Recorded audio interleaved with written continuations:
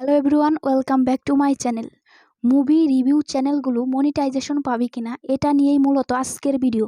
আগে আমরা জেনে নেই ইউটিউব পলিসিতে কি বলা আছে, এই চ্যানেলগুলো মনিটাইজেশন পাবে কি পাবে না, এটা নিয়ে ডিটেলস আলোচনা করব এই ভিডিওতে। বন্ধুরা, এখানে আপনারা মনিটাইজেশনের পলিসির মধ্যে দেখতে পাচ্ছেন প্রথম যে পলিসিটা রয়েছে সেখানে কি বলা আছে আমি পড়ে শোনাচ্ছি। Using clips for a critical review, মানে রিভিউর জন্য যেসব ক্লিপস ব্যবহার করা হবে, মানে আপনি একটা মুভি প্লে করেছেন, প্লে করে আপনি সেটা রিভিউ করছেন, গল্পটা বলছেন, তো সেটার জন্য যদি আপনি ব্যবহার করেন তাহলে সেক্ষেত্রে কিন্তু সেটা ফেয়ার ইউজের আন্ডারে পড়বে এবং আপনি কিন্তু মনিটাইজেশন পাবেন। সেখান থেকে মনিটাইজেশন পাবেন।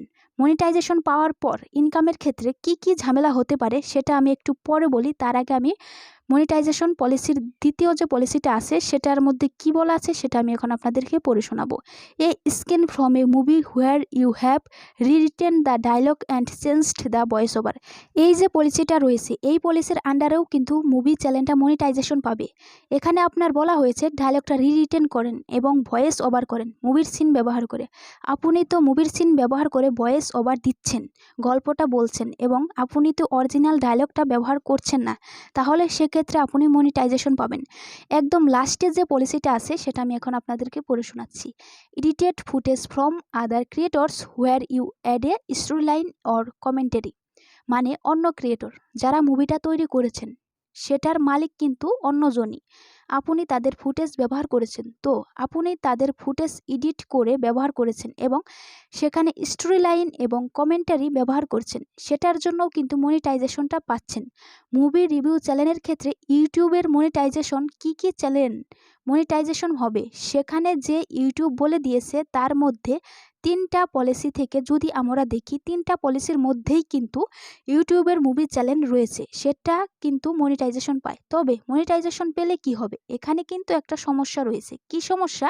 আপনি যখন মনিটাইজেশন পাবেন, মনিটাইজেশন পাওয়ার পরে যাদের ফুটেজগুলো ব্যবহার করেছেন, যে মুভিগুলো আপনি রিভিউ করেছেন, সেই মুভিগুলোর মালিক কিন্তু আপনি নন, ইউটিউব নিজেও না। ইউটিউব শুধু আপনাকে মনিটাইজেশনটা দিতে পারবে। আপনি যে মুভিটা ব্যবহার করে মুভি রিভিউ বানাবেন, সেই মুভির মালিক যারা আছেন তারা চাইলে কিন্তু আপনাকে কপিরাইট ক্লেম দিতে পারবে। কপিরাইট ক্লেম দিলে কি হবে, আপনি যে ভিডিওটা তৈরি করছেন ওই ভিডিও থেকে যা ইনকাম হবে সেটা কিন্তু তারা নিয়ে নেবে এবং আপনাকে ছোট্ট একটা পার্সেন্টেজ দেবে, আবার এটা নাও দিতে পারে।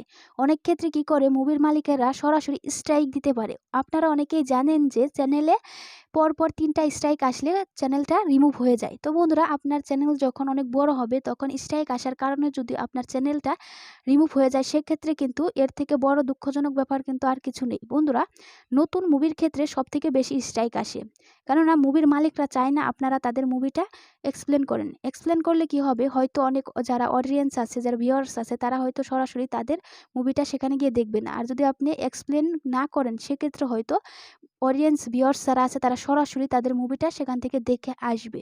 তো বন্ধুরা, যারা মুভি রিভিউ করতে চান তারা দেখে ভেবে চিনতে তারপর মুভিগুলো সিলেক্ট করবেন রিভিউ করার জন্য।